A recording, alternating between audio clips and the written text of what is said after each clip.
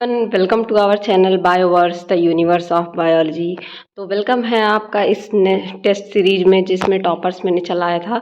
तो जिसमें आज मैं आपको पार्ट 2 करवाने वाली हूँ। आपके क्वेश्चन पेपर का, प्रीवियस ईयर क्वेश्चन पेपर का सेकंड सेमेस्टर का पार्ट 2 कराने वाली हूँ। पार्ट 1 कल मैंने बताया था आपको 50 क्वेश्चंस मैंने करवाए थे उसमें। आज मैं आपको कराने वाली हूँ पार्ट 2 जिसमें 50 to 100 क्वेश्चन आपके पूरे कंप्लीट हो जाएंगे, जिससे आपको एक आइडिया लग जाएगा कि आपके पेपर किस तरीके से आते हैं। और आप लोगों से एक हम्बल रिक्वेस्ट है, प्लीज़ आप लोगों को अगर कोई प्रॉब्लम होती है क्वेश्चंस में या किसी चीज़ में तो आप कमेंट सेक्शन में ज़रूर बताइए, या आपको नोट्स में किसी जगह दिक्कत है तो आप ज़रूर बताइए, हम लोग उसको रिजॉल्व करने की कोशिश करेंगे। और अगर इस चैनल पे आप नए हैं तो प्लीज़ चैनल को लाइक शेयर सब्सक्राइब कीजिए। और इन पेपर्स और नोट्स के आपको पीडीएफ चाहिए तो उसके लिए हमारे टेलीग्राम चैनल ज्वाइन कीजिए, जिसका लिंक डिस्क्रिप्शन में दिया हुआ है। तो चलिए स्टार्ट करते हैं। क्वेश्चन नंबर पहला बोल रहा है, इसमें आपको देखना है। क्वेश्चन नंबर फर्स्ट कह रहा है कि which of the following blood cell play an important role in blood clotting. जो ब्लड की क्लॉटिंग होती है, अब मैंने ब्लड की क्लॉटिंग आपको पढ़ाए थे, सारे उसके फैक्टर्स बताए हैं। तो पूछ रहा कि कौन सा ऐसा पार्ट है जो ब्लड क्लॉटिंग में रोल प्ले करता है। तो the answer is the thrombocyte. Thrombocyte जो है प्ले करता है रोल। ठीक है, बात की जाए नेक्स्ट क्वेश्चन की, तो कह रहा serum differ from blood as it lack. जो सीरम होता है वो ब्लड से डिफरेंट क्यों होता है। ठीक है, तो उसमें क्या होता है, क्लॉटिंग फैक्टर्स नहीं पाए जाते हैं। ठीक है, जबकि ब्लड में क्या होते हैं, क्लॉटिंग फैक्टर्स पाए जाते हैं। नेक्स्ट क्वेश्चन की तरफ मूव करते हैं। Clumping of cell is known as. जो क्लम्प मतलब आपका सेल, मान लीजिए इस तरीके से सेल है, उसमें इस तरीके से पार्टिकल्स पाए जा रहे हैं। ठीक है, ठीक है, और फिर वो सेल्स क्या हो, आपके क्लम्प का फॉर्मेशन इस तरीके से एग्लूटिनेट हो जाए, तो इस प्रोसेस के क्या बोला जाता है, एग्लूटिनेशन बोला जाता है। नेक्स्ट क्वेश्चन कह रहा है कि which of the following antibodies are found in plasma of a person with type A blood. अगर किसी का टाइप जो है ब्लड का वो ए है तो उसमें एंटीबॉडी कौन सा पाया जाता है। तो आपको पता है किसी भी ब्लड ग्रुप में अगर टाइप ए है तो एंटीजन उसमें ए पाया जाएगा, जबकि एंटीबॉडी उसमें एंटी बी पाई जाएगी, बट नॉट ए। ठीक है, एंटीबॉडी एंटी बी पाई जाती है। ठीक, नेक्स्ट क्वेश्चन की तरफ मूव करते हैं। नेक्स्ट क्वेश्चन कह रहा है कि which of the following blood group of mother and foetus is lethal for foetus. जब मैंने आपको ब्लड ग्रुप पढ़ाया है तो वहाँ मैंने आपको बताया है कि कौन सी मदर, अगर जिसका फीटस एक मदर का फीटस है और दूसरा मदर है और उसका फीटस है। ठीक है, मदर का ब्लड ग्रुप क्या हो और बच्चे का फीटस, जो बच्चा है फीटस में, उसका ब्लड ग्रुप क्या हो तो लीथल हो जाएगा। तो इसका करेक्ट आंसर आपका हो जाएगा डी, दैट इज आप अगर आपकी मदर RH नेगेटिव है और जो फीटस में बच्चा है वो RH पॉजिटिव हो जाए तो एक डिजीज यहाँ पे हो जाती है जिसको कहते हैं इरिथ्रोब्लास्टोसिस फीटैलिस। ठीक है, इरिथ्रोब्लास्टोसिस फीटैलिस नाम का डिजीज क्या होता है, हो जाता है, जिससे क्या होता है, मदर या बच्चे की डेड हो जाने की संभावना रहती है। बात कीजिए नेक्स्ट क्वेश्चन की, तो नेक्स्ट क्वेश्चन कह रहा है आपका, नेक्स्ट क्वेश्चन में कह रहा है कि the tricuspid valve in the heart is present between. जो ट्राइकस्पिड वॉल्व होता है हार्ट में वो कहाँ पे प्रेजेंट होता है। तो आपको मैंने 4 चैम्बर बताए थे, इस तरीके से हार्ट में 4 चैम्बर पाए जाते हैं। ठीक है, राइट ऑरिकल, राइट वेंट्रिकल, ठीक है, लेफ्ट ऑरिकल और लेफ्ट वेंट्रिकल। तो मैंने ट्राइकस्पिड वॉल्व के बारे में बताया था कि वो यहाँ पे ट्राइकस्पिड वॉल्व पाया जाता है। तो ये किसके बीच में पाया जाता है, राइट ऑरिकल और राइट वेंट्रिकल के बीच में पाया जाता है। ठीक है, राइट ऑरिकल और राइट वेंट्रिकल के बीच में पाया जाता है। नेक्स्ट क्वेश्चन कह रहा है bundle of his is a network of. Bundle of his भी मैंने आपको बताया जब हार्ट का स्ट्रक्चर बताया है। तो कह रहा है कि बंडल ऑफ हिज जो होता है वो किसका नेटवर्क होता है। ठीक है, तो आपका करेक्ट आंसर हो जाएगा muscle fibre present only in the ventricle wall. जो आपको वेंट्रिकल की वॉल होती है उस पर जो मसल फाइबर प्रेजेंट होते हैं उसे क्या कहा जाता है, बंडल ऑफ हिज कहा जाता है। नेक्स्ट क्वेश्चन कह रहा है what is mitral valve present between. Mitral valve किसके किसके बिटवीन में प्रेजेंट होता है। तो जब लेफ्ट आपका राइट ऑरिकल, राइट वेंट्रिकल में आपका क्या है, जो है ट्राइकस्पिड वॉल्व प्रेजेंट है, तो उसी तरीके से लेफ्ट एट्रियम और लेफ्ट वेंट्रिकल में क्या होता है, मिट्रल वॉल्व प्रेजेंट होता है। ठीक है, ये मैंने आपको डायग्राम के साथ बताया हुआ है। ठीक है, मूव करते हैं नेक्स्ट क्वेश्चन की तरफ। 59 यहाँ पे पूछा जा रहा है कि in human being the duration of cardiac cycle. मैंने आपको पूरा ड्यूरेशन ऑफ कार्डियक साइकिल पढ़ाया है, वहाँ पे बताया है। तो करेक्ट आंसर इज 0.8 सेकेंड। आपको वहाँ पे पी वेव, टी वेव, इन सारी चीज़ों के बारे में बताया है, किस तरीके से कार्डियक मसल वर्क करता है, पोलराइजेशन, डीपोलराइजेशन किस तरीके से होता है। ये थियोरी में मैंने आपको अपने नोट्स से सारी चीज़ें बताई हैं। मूव करते हैं नेक्स्ट क्वेश्चन की तरफ। तो 16 नंबर क्वेश्चन कह रहा है the P wave of ECG represent the P wave of ECG क्या रिप्रेजेंट करता है? इसका करेक्ट आंसर आपका हो जाएगा बी, एट्रियल डीपोलराइजेशन। क्या करता है? Atrial depolarisation. ठीक है। What do you mean by cardiac output? Cardiac output का मतलब क्या होता है, यहाँ पे पूछा गया है। करेक्ट आंसर आपका हो जाएगा D, the volume of blood ejected from ventricle to aorta and pulmonary artery. जो आपको ब्लड इजेक्ट किया जाता है वेंट्रिकल से आयोर्टा में और पल्मोनरी आर्टरी में। ठीक है। नेक्स्ट क्वेश्चन कह रहा है कि the yellow colour of urine is due to, जब यूरिन आप पास करते हैं तो जो उसका येलो कलर होता है वो किसकी वजह से होता है? तो एक पिगमेंट पाया जाता है जिसे यूरोक्रोम कहते हैं, इसकी वजह से क्या होता है? यूरिन येलो होता है। ठीक है। मूव करते हैं नेक्स्ट क्वेश्चन की तरफ। नेक्स्ट क्वेश्चन कह रहा है the reabsorption of glucose from the glomerular filtrate is due to. तो ये भी मैंने आपको बताया हुआ है जब मैंने आपको किडनी के बारे में पूरा स्ट्रक्चर उसका पढ़ाया है, रीएब्जॉर्प्शन क्या होता है, एब्जॉर्प्शन कैसे होता है, तो सारी चीज़ें मैंने वहाँ पे आपको बताई हैं। तो क्वेश्चन कह रहा है कि किसकी इस प्रोसेस को जो है, जब ग्लूकोज जो है फिल्ट्रेट रीएब्जॉर्ब होता है ग्लोमेरुलर फिल्ट्रेट से, तो इस प्रोसेस को क्या कहा जाता है? ठीक है। तो आपका करेक्ट आंसर हो जाएगा active transport across the walls of proximal कन्वॉल्यूटेड tubule. ठीक है। इसको क्या कहा जाता है? आपका रीअब्जॉर्प्शन ऑफ ग्लूकोज कहा जाता है। ठीक है। नेक्स्ट क्वेश्चन कह रहा है resting membrane potential of nerve. Nerve का जो है रेस्टिंग मेम्ब्रेन पोटेंशियल कितना होता है? ठीक है। तो यहाँ पे रेस्टिंग मेम्ब्रेन पोटेंशियल की बात की जा रही है तो वो -70 मेगावोल्ट होता है। ठीक है। क्या होता है? -70 मेगावोल्ट आपका रेस्टिंग मेम्ब्रेन पोटेंशियल होता है। ठीक है। यहाँ पे बात की जाए the neurotransmitter produced at the junction of synapse and neurotransmitter junction, तो ये कौन सा सिनेप्स, ऐसा कौन सा न्यूरोट्रांसमीटर है जो प्रोड्यूस होता है? तो ये भी मैंने आपको बताया है। Answer is acetyl choline. Acetyl choline release होता है। ठीक है। Next question vomiting centre is located in. Vomiting centre आपके ब्रेन में कहाँ लोकेटेड होता है? तो answer is the medulla oblongata. ठीक है।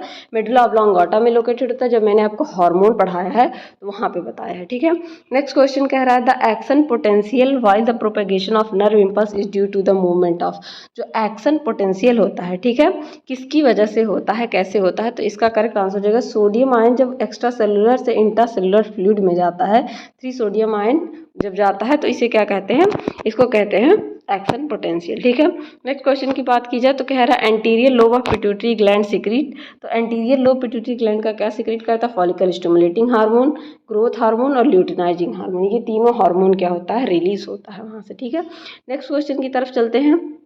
कह रहा first human hormone produced by recombinant DNA technology. कौन सा ऐसा हार्मोन था जो रिकॉम्बिनेंट डीएनए टेक्नोलॉजी के थ्रू प्रोड्यूस हुआ था? तो answer is the insulin. Insulin जो है क्या हुआ था? इसको प्रोड्यूस किया गया था। ठीक है। मूव करते हैं नेक्स्ट क्वेश्चन की तरफ। नेक्स्ट क्वेश्चन कह रहा है children who have damaged thymus में रिजल्ट। चिल्ड्रन, ऐसे चिल्ड्रन जिनके पास क्या होता है? थाइमस अगर उनका नहीं है तो क्या हो जाएगा? उनमें क्या हो जाएगा? उनमें जो है loss of cell mediated immunity, उनमें सेल मेडिएटेड इम्यूनिटी नहीं पाई जाएगी। ठीक है। Which of the following hormone is produced by alpha cell of the pancreas. तो इसका करेक्ट आंसर हो जाएगा ग्लूकागॉन। और बीटा सेल से इंसुलिन रिलीज होता है और जो डेल्टा सेल पाए जाते हैं उनसे क्या रिलीज होता है? उनसे सोमेटोट्रोपिन। ये मैंने आपको बताया है जब पैनक्रियाज पढ़ाया। ठीक है। नेक्स्ट क्वेश्चन कह रहा है कि which of the following direct source of energy for muscle contraction. ठीक है।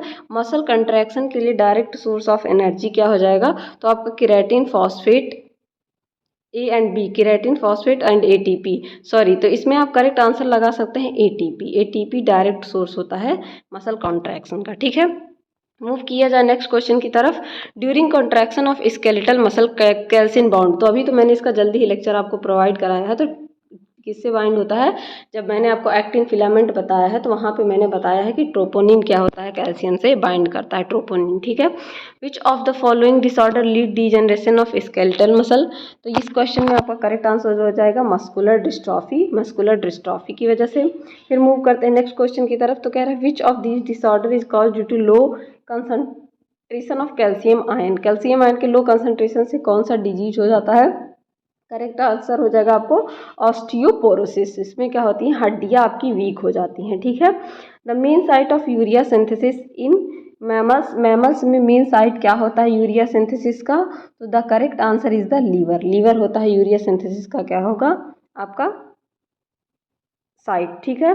All enzyme are protein except, सारे एंजाइम प्रोटीन होते हैं एक्सेप्ट किसको, ठीक है, इनमें से किसको छोड़ के सारे एंजाइम प्रोटीन होते हैं। तो आपका करेक्ट आंसर हो जाएगा आरएनएज। आरएनएज में क्या होती है, कैटालिटिक एक्टिविटी भी पाई जाती है। काइमोट्रिप्सिन भी आपका क्या है, प्रोटीन है। डीएनएज भी पाया जाता है, हिस्टोन प्रोटीन और प्रोटियोजेज भी प्रोटीन है। तो इसको छोड़कर क्या हो जाएगा आपका आरएनएज, ठीक।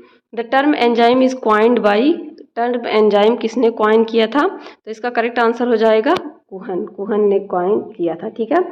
Fat is hydrolysed by the enzyme known as, तो कौन सी द्वारा फैट हाइड्रोलाइज होता है, द एंजाइम इज लाइपेज, ठीक है।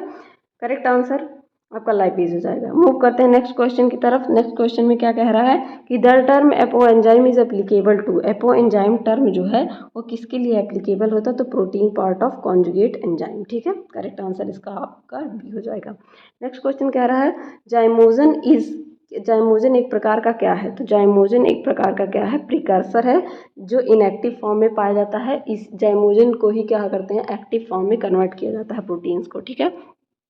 लॉक एंड की theory of action, action enzyme action was proposed by, तो फिशर, एमिल फिशर ने क्या किया था, इसको प्रपोज किया था। नेक्स्ट क्वेश्चन कह रहा है any molecule, any molecule which act directly on enzyme to lower its catalytic rate, तो क्या होता है, इनहिबिटर क्या करते हैं, उसकी एक्टिविटी को घटाते हैं, इनहिबिट करते हैं, ठीक है। बार बार मैंने आपको बताया है जब भी लेक्चर में आया है। Which of the following statement is true regarding enzyme inhibition, enzyme inhibition के रिगार्डिंग कौन सा इसमें से स्टेटमेंट करेक्ट है, ठीक है। तो कह रहा है इट मे बी रिवर्सिबल और irreversible, reversible can be competitive और नॉन कॉम्पिटिटिव, तो इसका क्या हो जाएगा, रिवर्सिबल इरिवर्सिबल भी हो सकता है, कॉम्पिटिटिव नॉन कॉम्पिटिटिव भी हो सकता है, तो ये भी हो सकता है, बोथ ए एंड बी, ठीक। मूव करते हैं नेक्स्ट क्वेश्चन की तरफ। The protein are synthesised at, protein का सिंथेसिस कहाँ पे होता है, तो इसका करेक्ट आंसर आपका हो जाएगा राइबोसोम, राइबोसोम पे ही प्रोटीन की सिंथेसिस होती है। फिर नेक्स्ट क्वेश्चन कह रहा है बीटा ऑक्सीडेशन अकर इन, बीटा ऑक्सीडेशन कहाँ पे होता है, माइटोकॉन्ड्रिया में होता है, ठीक है। नेक्स्ट क्वेश्चन कह रहा है आपका which is the most abundant biomolecule on earth, तो इसका आंसर हो जाएगा कार्बोहाइड्रेट, ठीक है, कार्बोहाइड्रेट सबसे ज़्यादा पाया जाता है। Next question sucrose is disaccharide which is made up of, sucrose जो है डाइसेकेराइड है और किससे मिलकर बना होता है, तो करेक्ट आंसर इज ग्लूकोज और फ्रक्टोज से मिलकर बना होता है। तो सिंपलेस्ट अमीनो एसिड, ये तो बार बार मैंने आपको बताया है कि ग्लाइसिन क्या होता है, सिंपलेस्ट अमीनो एसिड होता है। नेक्स्ट क्वेश्चन कह रहा है what is the net gain of ATP during conversion of glucose to ATP, तो करेक्ट आंसर हो जाएगा 2 एटीपी, क्योंकि ऊपर भी 2 एटीपी लगता है, नीचे 4 एटीपी बनता है, तो 4 में से 2 घटेगा तो आपका 2 ही एटीपी बचेगा। तो ग्लाइकोलिसिस आपको प्राची मैम ने पढ़ाया है तो वहाँ पे बताया है, ठीक है। नेक्स्ट क्वेश्चन कह रहा है which of the following hormone is responsible for increasing gluconeogenesis in liver during prolonged starvation, अगर आप बहुत दिनों से भूखे हैं, ठीक है, तो ग्लूकोनियोजेनेसिस यानी ग्लूकोज का बनना, अदर देन जैसे कि आप ग्लूकोज का बनना होता है मॉलिक्यूल से, तो अदर देन दूसरे मॉलिक्यूल से कैसे ग्लूकोनियोजेनेसिस होता है, उसको कौन प्रमोट करता है, तो उसका करेक्ट आंसर हो जाएगा ग्लूकागॉन, ठीक है। नेक्स्ट कह रहा है कि enzyme concern with citric acid cycle are found in the, तो कहाँ पे होता है, तो इसका करेक्ट आंसर हो जाएगा माइटोकॉन्ड्रिया में। नेक्स्ट क्वेश्चन कह रहा है which of the following is a monosaccharide, इनमें से कौन सा मोनोसैकेराइड है, करेक्ट आंसर इज फ्रक्टोज, बाकी सब क्या है, डाइसैकेराइड है। Next question the end product of glycolysis under anaerobic condition, तो एन एरोबिक, यहाँ पे एरोबिक कंडीशन की बात नहीं की जा रही है, एरोबिक कंडीशन में तो आपका पायरुविक एसिड होगा, लेकिन एनएरोबिक कंडीशन में क्या हो जाएगा, लैक्टिक एसिड हो जाएगा, ठीक है। 94 का आपका ए आंसर करेक्ट हो जाएगा। नेक्स्ट क्वेश्चन की तरफ मूव करते हैं, तो क्या कर रहा है which of the following carbohydrate is are not a sugar, तो इनमें से कौन सा कार्बोहाइड्रेट एक शुगर नहीं है, तो बात की जाए तो इसका करेक्ट आंसर हो जाएगा लैक्टोज, आपका ग्लूकोज शुगर है, फ्रक्टोज शुगर है और सेलुलोज भी एक प्रकार का शुगर है, ठीक है। Next question which of the following is non reducing sugar, इनमें से कौन सा एक क्या है, नॉन रिड्यूसिंग शुगर है, तो आपका हो जाएगा सुक्रोज, एक नॉन रिड्यूसिंग शुगर है। नेक्स्ट क्वेश्चन की तरफ मूव किया जाए तो कह रहा है an enzyme that join the end of two starch strand of nucleic acid, तो मैंने आपको इसके पहले पार्ट में जो क्वेश्चन का जाया था तो बताया था 2 तरीके के एंजाइम पाते हैं, लाइजेज, लाइजेज क्या करता है, ब्रेक करता है बॉन्ड को, लाइगेज क्या करता है, जोड़ने का, लाइगेशन का मतलब होता है एडिशन, ठीक है, जोड़ना। नेक्स्ट क्वेश्चन कह रहा है the enzyme that differ in amino acid sequence but catalyse the same reaction, ठीक है, एंजाइम क्या होता है, डिफर करता है लेकिन सेम रिएक्शन को कैटालाइज करता है, तो इसका करेक्ट आंसर आपका हो जाएगा आइसो एंजाइम बोला जाता है ऐसे एंजाइम को, ठीक है। नेक्स्ट क्वेश्चन कह रहा है the degree of unsaturation of lipid can be measured as. जो degree of unsaturation of lipid होता है उसको किस में मेजर किया जाता है, तो आपका करेक्ट आंसर हो जाएगा आयोडीन नंबर में। ठीक है। Next question, in the intestine dietary fats are hydrolysed by. जो डाइटरी फैट्स होते हैं किसके द्वारा हाइड्रोलाइज होते हैं, तो पैनक्रियाटिक लाइपेज के द्वारा। तो ये आपका टोटल 100 क्वेश्चन पूछा जाएगा। मैंने 100 क्वेश्चन टोटल सॉल्व कर दिए हैं, जिसमें से जो भी गलत आंसर थे इसमें मैंने उसके बारे में भी बता दिया है। होप आप ये वीडियो आपके लिए हेल्पफुल रही होगी, आपको समझ में आया होगा। और इसी तरीके से मुझे और भी पेपर्स मिलते हैं तो मैं इसे सॉल्व करवाने की कोशिश करूँगी। और आप लोगों से एक हम्बल रिक्वेस्ट है, जो भी ये वीडियो देख रहे हैं, अगर उनके यूनिवर्सिटीज़ के एग्ज़ाम्स हो चुके हैं तो प्लीज़ टेलीग्राम चैनल पर ज्वाइन करके आप हमें पेपर ज़रूर सेंड करिए, ताकि हम उसको सॉल्व करवा सकें। ठीक है। Thank you everyone.